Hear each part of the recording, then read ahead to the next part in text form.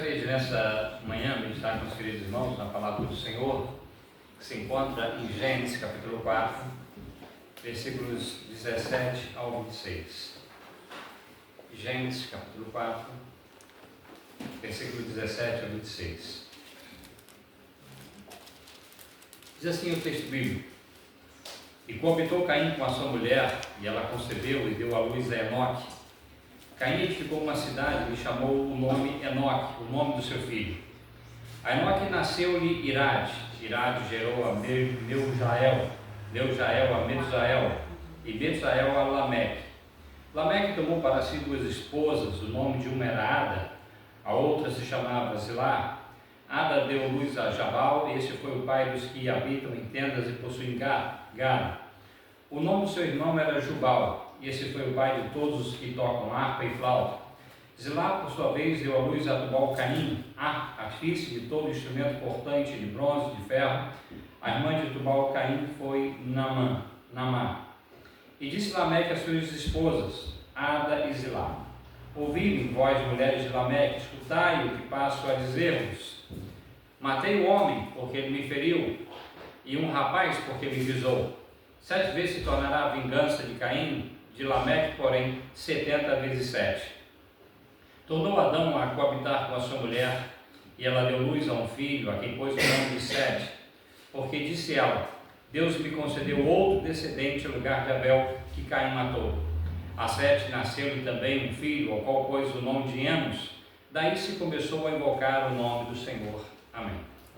Esse texto para a nossa meditação nessa manhã, o tema da tua mensagem é a cidade dos homens e a cidade de Deus, o legado de Caim e de Sete. Bom, nós vivemos, irmãos, uma era de crescente secularização. Isso é bem natural, nós podemos ver isso de uma forma muito clara. E nessa época de crescente secularização, muitas pessoas buscam construir a sua identidade separados de Deus, separados da graça do Evangelho. Mas só que esse afastamento de Deus, ele produz inquietação, desordem, produz também vazio existencial, não traz verdadeira alegria, não traz verdadeira felicidade, não traz sentido para a vida. Gênesis capítulo 4, ele revela como o pecado, após a queda, ele passou a moldar profundamente toda a experiência humana, já desde o princípio. Mais do que uma genealogia, o capítulo revela duas linhagens espirituais que moldam o curso da história. Caim, após ser julgado por Deus, ele rejeitou o arrependimento, ele iniciou uma civilização fundada na autonomia humana, distante da presença divina. A sua cidade simboliza a tentativa do homem de ocupar o lugar de Deus. Em contraste, a linhagem de Sete volta-se para o Senhor, buscando a sua graça em meio à corrupção. Com o nascimento de Enos, então, começa a invocação pública do nome do Senhor. Um sinal de fé, um sinal também de aliança com Deus vivo. Essa linhagem, a linhagem de Sete, ela preserva a esperança de Gênesis capítulo 3, versículo 15, que apontava para a semente da mulher, o Redentor como da semente da mulher, apontando então para a continuidade da obra redentora de Deus. Sete representa uma vida marcada por adoração, humildade e expectativa de um Redentor. O texto, então, dessa forma, ele apresenta o dilema fundamental da existência humana depois da queda: viver segundo a carne em oposição a Deus ou submeter-se a Ele com fé obediente. Então, a distinção entre essas duas linhagens de Caim e de Sete vai além da genealogia. Ela evidencia trajetórias espirituais opostas. A descendência de Caim representa os ímpios, os perversos, cujo caminho leva à perdição, enquanto a de Sete expressa a piedade, a linhagem piedosa, a esperança na redenção prometida. Então, essa tensão, ela é descrita também por Agostinho, no seu famoso livro A Cidade de Deus, ao contrastar a cidade dos homens, movida por amor próprio, e até o desprezo a Deus, com a cidade de Deus, fundada no amor ao Senhor acima de tudo. Então, no centro dessa diferença está a inclinação do coração humano, que define não apenas o modo de viver, mas também o destino eterno. O ponto de partida, ele determina o destino. Quem parte do homem afasta-se de Deus. e quem parte de Deus, ele encontra a verdadeira vida. O primeiro ponto que eu quero destacar aqui é a cidade de Deus, a cidade dos homens, aliás, o legado de Caim, versículos 17 ao 24. A descendência de Caim revela mais do que uma simples genealogia, mostra o surgimento de uma sociedade que prospera afastada da presença de Deus. Gênesis, ele descreve aqui o livro de Gênesis descreve com sobriedade, com muita clareza, os avanços culturais e tecnológicos desta linhagem, como a fundação de cidades, o trabalho com metais, a expressão artística, sem omitir a deterioração moral que acompanhava essa mesma linhagem. Então, tais realizações revelam uma civilização construída sobre a autonomia humana em oposição à submissão ao Senhor. Era uma civilização sem Deus. Principalmente no versículo 17 e 18 nós podemos ver isso. Caim, ainda que poupado da morte, ele passou a viver afastado da presença de Deus. Ele se casou, teve descendência, conforme Gênesis 4, versículo 17 diz: coabitou Caim com a sua mulher e ela concebeu e deu luz a Enoque. Então esse registro aqui, ele expressa a graça comum de Deus, que permite que até mesmo os ímpios desfrutem de bênçãos como casamento e como a família. A esposa de Caim foi provavelmente uma das suas irmãs, filha de Adão e Eva, o que era necessário nas gerações iniciais para a continuidade da humanidade. Naquele tempo não havia qualquer proibição divina quanto a esse tipo de união, e uma norma que só foi estabelecida mais tarde na lei, em Levítico 18, versículo 9, isso está muito claro. Após construir família, Caim edificou uma cidade, ele deu o nome de Enoque. Enoque em homenagem ao seu filho. O nome, que sugere um novo começo, revela uma iniciativa centrada no homem e não em Deus. Ao nomear a cidade em homenagem ao seu filho, Caim expressa a intenção de estabelecer um legado para a sua descendência separado, distante de Deus, alheio à vontade divina. Então, iniciando uma nova ordem marcada pela autossuficiência e pela rejeição do governo do Senhor. Esse gesto de Caim, ele antecipa o espírito de Babel, em Gênesis, versículo 11, versículo 4, capítulo 11, versículo 4, e evidencia também a obstinação do coração humano, que prefere trilhar o seu próprio caminho, distante da vontade de Deus, conforme então nós podemos ver em Romanos, capítulo 1, versículo 1 ao 23.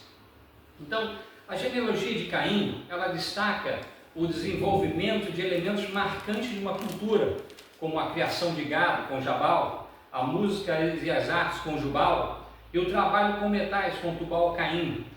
Essas manifestações, elas demonstram que a imagem de Deus, embora obscurecida, manchada pelo pecado, ainda se reflete na capacidade e criatividade humana. No entanto, quando tais dons, eles são utilizados sem temor ao Senhor, acabam servindo a propósitos de orgulho e da vaidade e não para a glória de Deus. Deus deu esses dons, mas os homens usam, em vez de para a glória do Senhor, para o seu próprio orgulho. Como observou Calvino, as artes e as ciências são dádivas divinas, mas se corrompem quando afastadas da reverência a Deus. O progresso cultural, por mais impressionante que seja, não representa avanço espiritual. Uma sociedade pode florescer nas artes, na tecnologia, na urbanização, mesmo estando em rebelião contra Deus. No entanto, tal prosperidade carrega sérias implicações morais e espirituais. A linhagem de Caim, ela exemplifica uma civilização que, embora que avance em áreas como urbanização, agricultura, música e cultura, negligencia a adoração ao Deus verdadeiro. O problema aqui não está nas realizações em si, mas no fato de serem conduzidas sem submissão à vontade de Deus, para a glória humana e não para a glória de Deus. Trata-se de um empreendimento humano, construído sobre bases frágeis, como uma casa edificada sobre areia, incapaz de resistir ao juízo do Senhor. A verdadeira prosperidade, ela só permanece quando ela está alicerçada na graça soberana de Deus, o único fundamento seguro para uma vida individual e também coletiva. Nos versículos 17 e 18, nós vemos alguns nomes que aqui são registrados. Esses nomes como, por exemplo, Caim, Enoque, Irad, Metusael, Lameque, e contrastam com a linhagem de Sete, no capítulo 5, revelando a distinção espiritual entre os descendentes de Adão, os descendentes dos dois, Sete e também Caim. A narrativa, então, ela aponta dois caminhos: os dos que se afastam de Deus e os dos que andam com Deus. Nós podemos ver principalmente a citação de Lameque. É interessante que a oposição entre Lameque, descendente de Caim, e Enoque, da linha de Sete, ilustra bem essa divisão. Não Enoque, filho de Caim, mas o Enoque da linhagem de Sete, o Enoque. Nós podemos ver então essa distinção. Lameque, ele representa a arrogância e a violência, enquanto Enoque, descendente de Sete, ele andou com Deus e foi poupado da morte. A Bíblia diz que ele andou com Deus, depois foi tomado, Deus tomou para si e ele não experimentou a morte. Embora alguns nomes, como por exemplo Meujael e Metusael, contenha uma referência a Deus no significado do nome, esse El, geralmente no final das palavras, El, é uma palavra que significa Deus em hebraico, é uma das palavras que é a palavra mais comum para Deus no hebraico. Embora esses nomes eles tenham então uma referência a Deus, não há sinal de fé verdadeira. A menção do nome divino aqui não equivale à comunhão real. Isso evidencia apenas uma religiosidade exterior, sem o poder regenerador da graça. Essa atitude também manifesta na oferta de Caim um culto formal, mas desconectado da obediência e do arrependimento.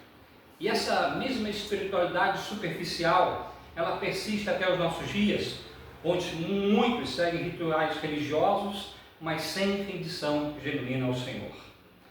E dentro do legado de Caim, uma outra coisa que se destaca é a violência e a soberba como legado. Versículos 19 a 24. A degeneração ética da linhagem de Caim culmina com Lameque. Lameque, que é uma figura que expressa o agravamento do pecado humano. Se Caim foi mau, Lameque foi muito pior. Ele rompe com o padrão instituído por Deus no princípio, introduzindo a poligamia. Ele exalta uma violenta e desmedida vingança também. A cultura, então, que se desenvolve a partir de Caim, prioriza a aparência, prioriza o prazer, negligenciando as virtudes espirituais. Os nomes das esposas e da filha de Lameque destacam bem isso. Adá significa beleza, Zilá, sombra, e Naamá, agradável. Reflete uma sociedade movida apenas pelas vaidades. Lameque, ele foi o primeiro bígamo registrado nas Escrituras. Ele escolheu as suas esposas com base apenas em atrativos exteriores, sem contar em conta o valor da beleza interior, do espírito manso, como ensinado em 1 Pedro, capítulo 3, versículo 4. E apesar da crescente corrupção moral, a graça comum de Deus ainda sustenta o avanço cultural. A descendência de Caim contribuiu com inovações como a domesticação dos animais, a música, o trabalho com metais. Contudo, esses dons, embora bons em si mesmos, são distorcidos pelo pecado e são frequentemente empregados para exaltar o homem, em vez de glorificar a Deus e servir ao próximo. Jubal, por exemplo, ligado à harpa e à flauta, introduziu a música em um cenário marcado pela impiedade. Mas esses mesmos instrumentos, eles seriam mais tarde usados de forma santa por servos de Deus para louvar ao Senhor. Então, os descendentes de Caim, eles continuaram trilhando no caminho da rebelião, aprofundando-se na violência. Diferente de Caim, que ao menos expressou certo temor a Deus, Lameque, ele surge como um exemplo de arrogância, de autossuficiência, assumindo para si o direito de julgar e punir sem qualquer submissão ao Senhor. O seu cântico, nos versículos 23 e 24, o versículo 23 e 24 é um cântico de Lameque, é um poema da exaltação pessoal. Ele celebra uma vingança desmedida e revela como a graça comum pode ser distorcida por pecadores, servindo a propósitos contrários à vontade de Deus. Nesse cântico, Lameque, ele se vangloria de ter matado uma pessoa por uma ofensa trivial e proclama, então no versículo 24, 7 vezes se tornará a vingança de Caim, de Lameque, porém, 70 vezes 7. Essa expressão revela retaliação ilimitada e corrupção moral crescente. E dessa forma, então, a misericórdia que Deus concedeu a Caim com o propósito de conter a violência é agora deturpada por Lameque como desculpa para a brutalidade, para aumentar ainda mais a violência. O sinal dado a Caim tinha a intenção de desencorajar o homicídio, desencorajar o assassinato, mas Lameque, ele trata esse gesto com desprezo, como se estivesse acima do juízo de Deus.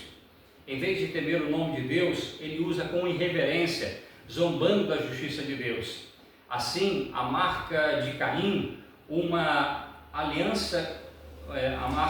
que era uma aliança com a violência, permanece em toda a sua linhagem. Lameque simboliza a decadência de uma cultura que rejeita a Deus, onde a justiça ela é distorcida pela vingança, o orgulho toma lugar da humildade e o avanço humano ocorre em meio à crescente ruína espiritual. A linhagem de Caim representa uma sociedade em que a justiça é corrompida, onde o nome de Deus é tratado com irreverência. Sua descendência revela o desprezo pela ordem moral e encarna valores do mundo, como por exemplo o orgulho, a autodefesa excessiva, a ausência do temor ao Senhor.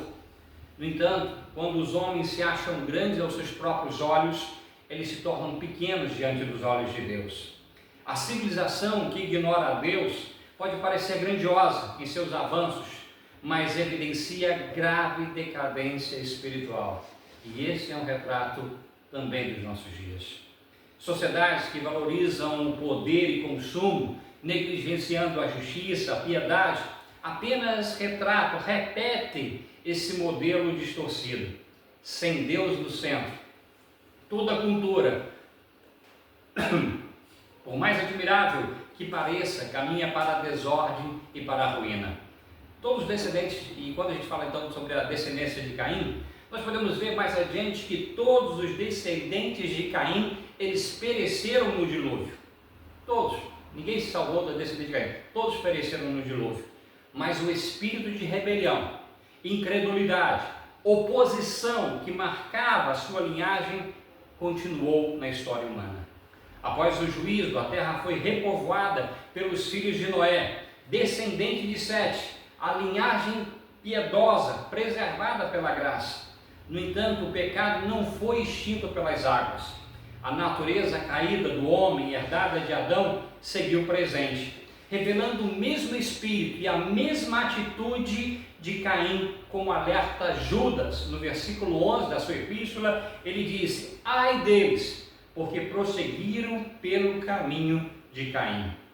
Isto revela que o verdadeiro problema não era genealógico, mas espiritual. A oposição entre a semente da mulher e a semente da serpente, como diz Gênesis 13:15.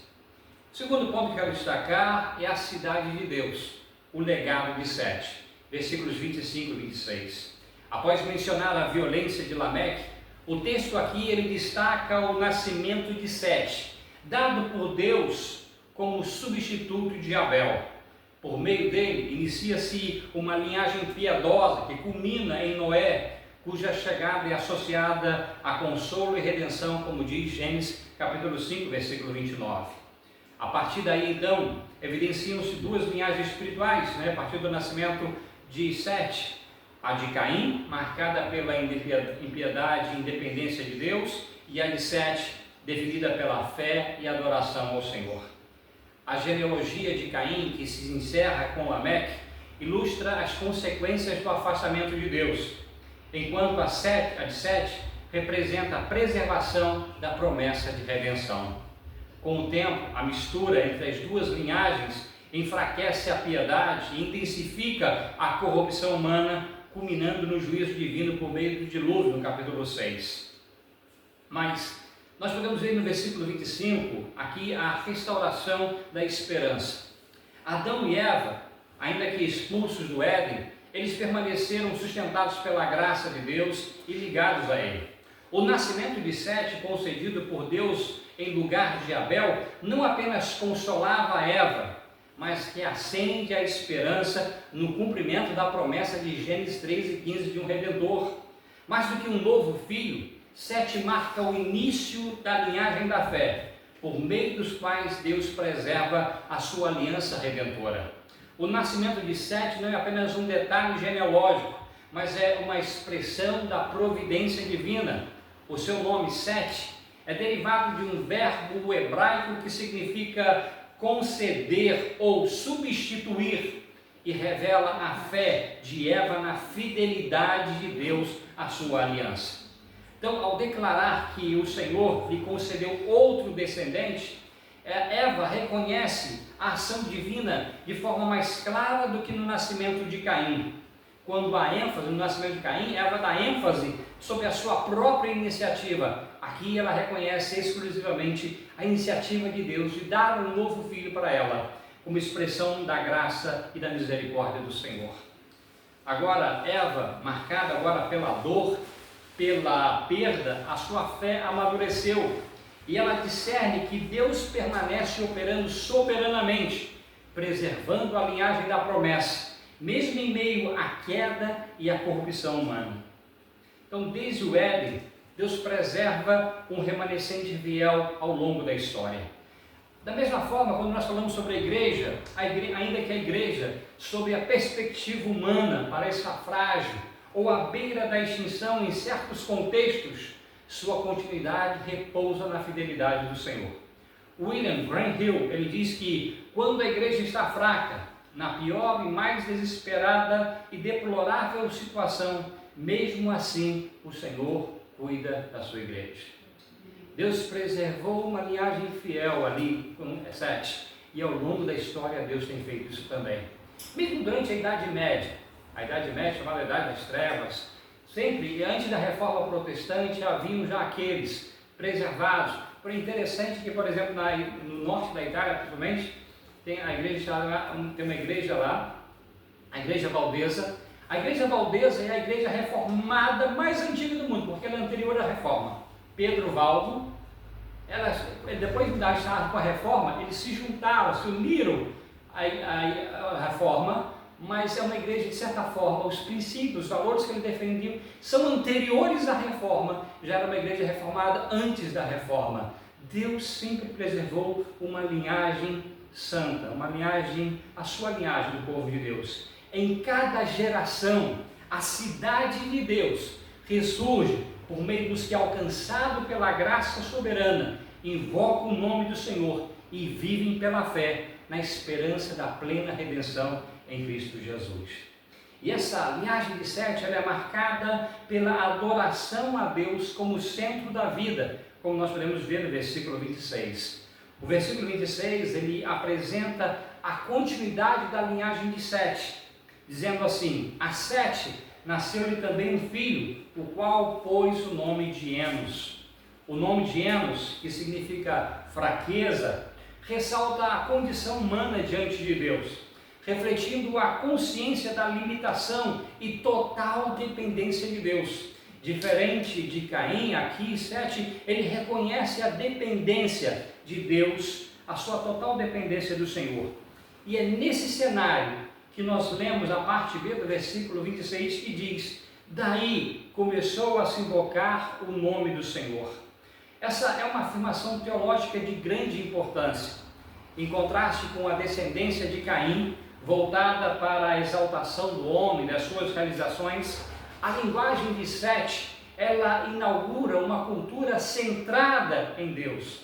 Invocar o nome do Senhor aqui vai além de uma oração individual, envolve culto público, proclamação e rendição ao Deus soberano.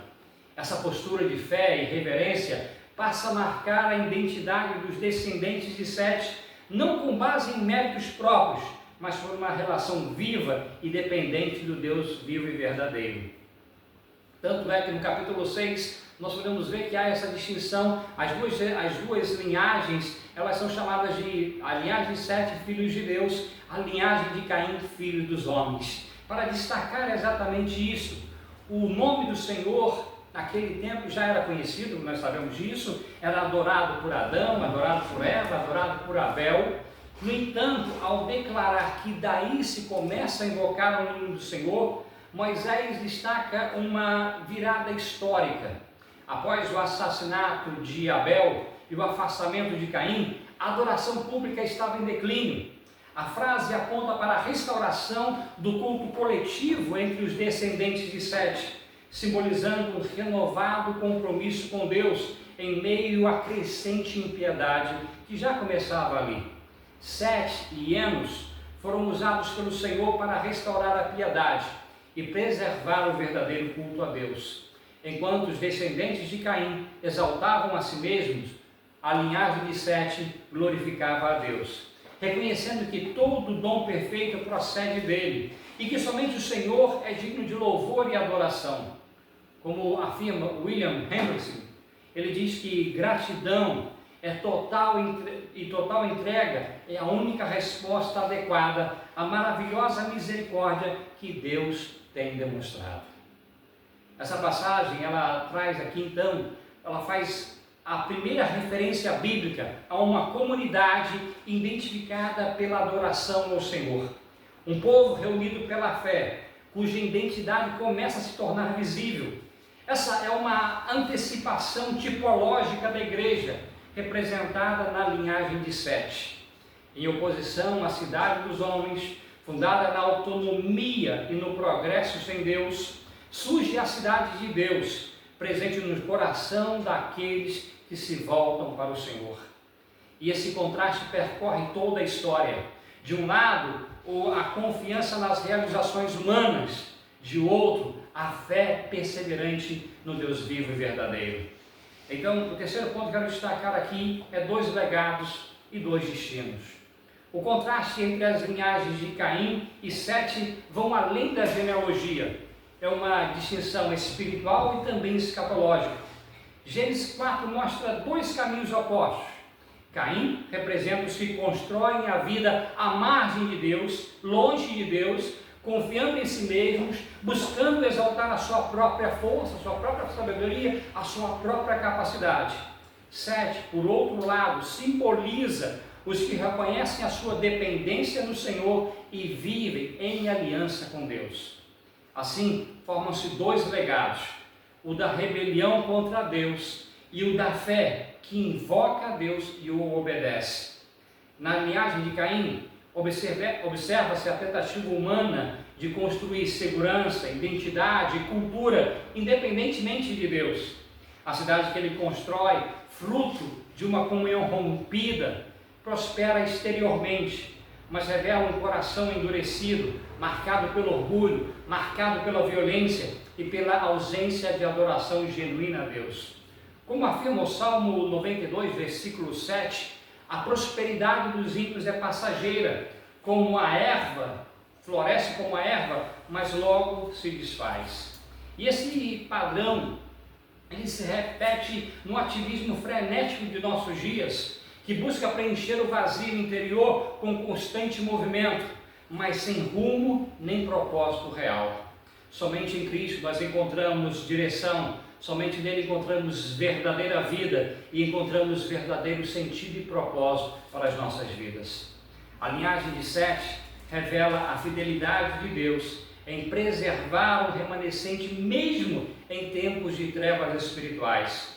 Com o nascimento de Enos, iniciou-se a invocação pública do nome do Senhor, sinal de uma geração marcada pela adoração, marcada pela humildade e pela esperança nas promessas de Deus.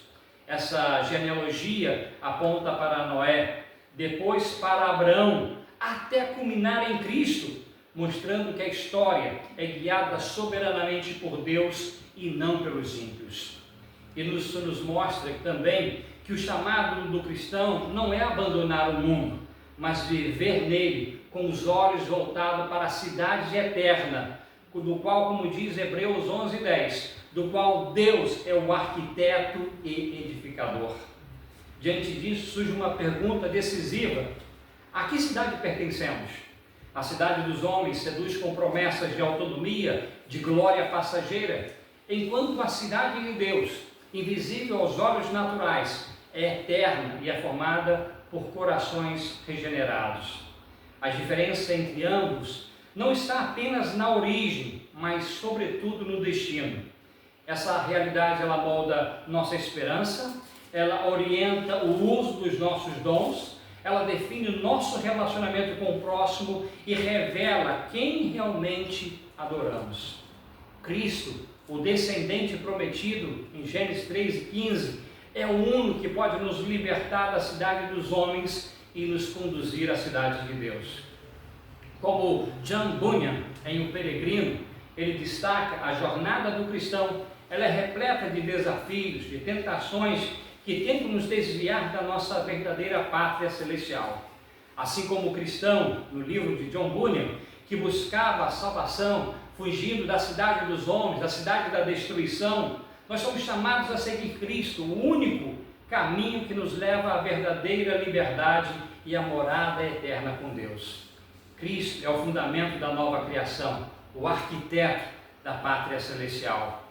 A questão, portanto, não é apenas como edificamos, mas para quem vivemos. Como bem disse C.T. Studd, ele disse: somente uma vida logo passará, somente o que foi feito para Cristo durará.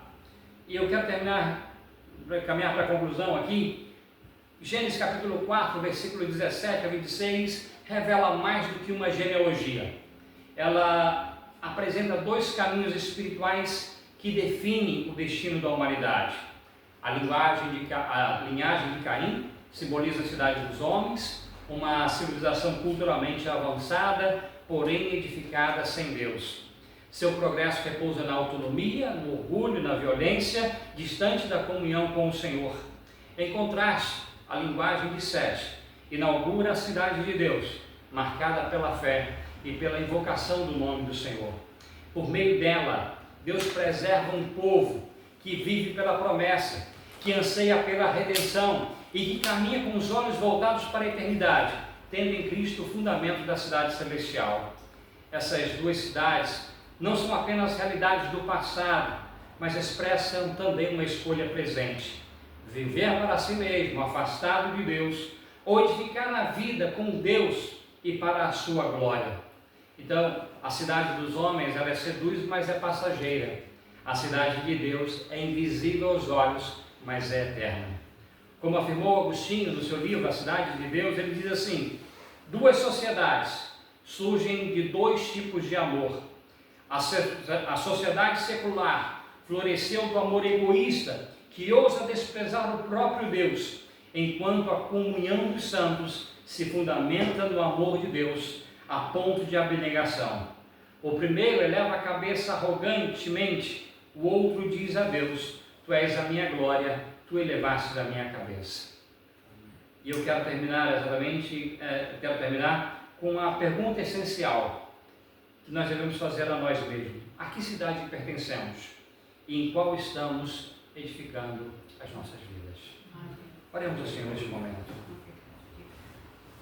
Senhor, nós queremos te agradecer, ó Pai, pela tua graça, pela tua bondade, pela tua misericórdia, pelo teu grande amor. Obrigado, Senhor, pela oportunidade nessa manhã de podermos estar na tua casa. Obrigado pela tua palavra, Senhor, que nos lembra, Senhor, ó Pai, como o pecado afetou, Senhor, a humanidade desde o início, Senhor. Como o coração humano, Senhor, ele é mau, como o pecado afetou a totalidade do ser humano. Obrigado, Senhor, que na tua misericórdia tu preservou uma linhagem santa, Senhor, que apontava para a promessa de redenção em Cristo Jesus. Obrigado pela tua graça, Senhor, fomos alcançados pelo Evangelho do Senhor Jesus. Obrigado, Senhor, porque tu nos deste um novo coração, uma nova vontade para servir a ti, para fazer a tua vontade. Obrigado, Senhor, porque a nossa esperança não está na cidade dos homens. Obrigado porque a nossa esperança está em ti, Senhor. Meu Senhor, e sabemos que tu preparou uma cidade eterna, Senhor, não construída por mãos de homens, eterna nos céus, onde aqueles que, Senhor, te servem, aqueles que invocam o teu nome, Senhor, estarão seguros em alegria, Senhor, por toda a eternidade. Ó Senhor, nós te agradecemos, Senhor, pelo que tu tens feito, porque mesmo no pecado, mesmo na desobediência, Senhor, tu não abandonou o homem, mas tu proveu, Senhor, em Cristo Jesus a esperança de redenção. Obrigado por tudo que tu tens feito, Senhor. Ajuda-nos, ó Deus, a cada dia a vivermos para a glória do teu nome, Senhor, a edificar, Senhor, essa cidade de Deus, ou seja, a nossa adoração ao teu nome, Senhor, que o teu nome seja glorificado, Senhor, que o teu nome seja exaltado e conhecido por outras pessoas, Senhor. Obrigado por tudo que tu tens feito, pelo que tu estás a fazer e continuarás a fazer através do teu povo, para a glória do teu nome. É o que nós te pedimos agradecidos no nome de Jesus. Amém. Deus abençoe a todos os irmãos. Amém. Vamos orar para terminar. Senhor, obrigado pela tua palavra que foi pregada, que falou aos nossos corações. Obrigado por tudo que fizemos aqui hoje pela manhã, pela ceia do Senhor, pela escola dominical, por tudo, Deus, que nós tivemos a oportunidade de ouvir, de falar, de participar. Queremos que o Senhor nos leve em segurança para os nossos lares, nos dê uma semana de bênção na tua presença, abençoe o nosso trabalho, abençoe nossas famílias, abençoe aqueles que não estão aqui, que estão a viajar, que estão em outros compromissos, que o Senhor abençoe a vida deles também, Deus. É o que nós oramos, em nome de Jesus. Amém. Que a graça do nosso Senhor Jesus Cristo, e o amor de Deus, o nosso Pai Celestial, e as doces consolações do Espírito Santo sejam conosco, aqui e onde mais o nome do Senhor foi invocado nesse dia, para a glória do Deus Pai, Deus Filho e Deus Espírito Santo. Amém.